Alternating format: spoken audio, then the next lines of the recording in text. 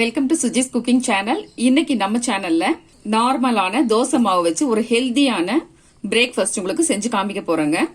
அதுக்கு தேவையான பொருள் என்னன்னு பார்த்துலாங்க. ஒரு கைப்பிடி அளவுக்கு பீன்ஸ் பொடிசா கட் பண்ணி வச்சிருக்கேன். ஒரு பச்சை மிளகாய் கட் பண்ணி வச்சிருக்கேன். கேரட் கொஞ்சமா இந்த மாதிரி கட் பண்ணி எடுத்துக்கலாம். ஒரு மீடியம் சைஸ்ல கேப்சிகம் இந்த மாதிரி சின்னதா கட் பண்ணிக்கலாங்க. கொத்தமல்லி கொஞ்சமா எடுத்துடலாம். ஒரு நார்மல் சைஸ் வெங்காயம் இந்த மாதிரி சின்னதா கட் பண்ணி எடுத்துக்கலாங்க. கூடவே ஒரு கொத்து கருவேப்பிலையும் கட் பண்ணி எடுத்து வச்சிருக்கேன்.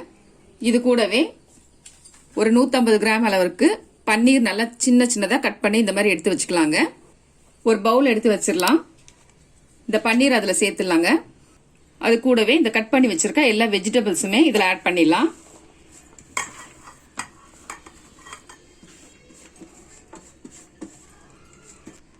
அது கூடவே கொஞ்சமா சீரகத்தூள், மிளகாய்த்தூள், கரம் மசாலா, மல்லித்தூள், மிளகுத்தூள், தேவையான அளவுக்கு உப்பு சேர்த்துடலாம். எல்லாமே நல்லா மிக்ஸ் பண்ணிடலாங்க. இந்த வெஜிடபிள்ஸோட மசாலா எல்லாமே நல்லா ஈவனா கலந்து விட்டுட்டோங்க. இப்போ இந்த மசாலா இந்த வெஜிடபிள்ஸோட நல்லா கோட் ஆகணும்னா அது கூடவே ஒரு ஸ்பூன் அளவுக்கு சில்லி சாஸ் ஆட் பண்ணிடலாம். ஆட் பண்ணிட்டு இதையும் சேர்த்து நல்லா மிக்ஸ் பண்ணி விட்டுடலாங்க. தோசை தவா ஒன்று நல்லா ஹீட் பண்ணிடலாங்க. லைட்டா அதுல கீ தடவி விட்டுடலாம்.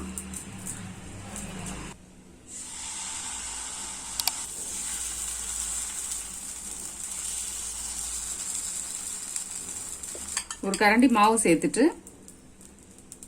இந்த வெஜிடபிள்ஸ் அது மேல எடுத்து வச்சிடலாங்க.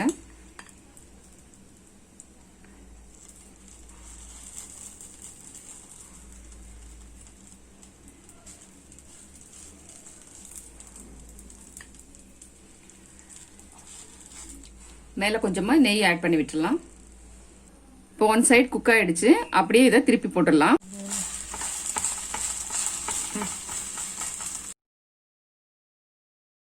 வெஜிடபிள்ஸ் எல்லாம் நல்லா குக் ஆயிருக்குங்க.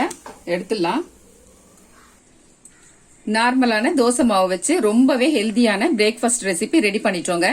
நீங்களும் உங்க வீட்டுல இந்த மாதிரி ட்ரை பண்ணி பார்த்துட்டு உங்களுடைய கமெண்ட்ஸ் எனக்கு சொல்லுங்க. மறக்காம என்னுடைய சேனலை சப்ஸ்கிரைப் பண்ணிடுங்க. Okay, bye friends.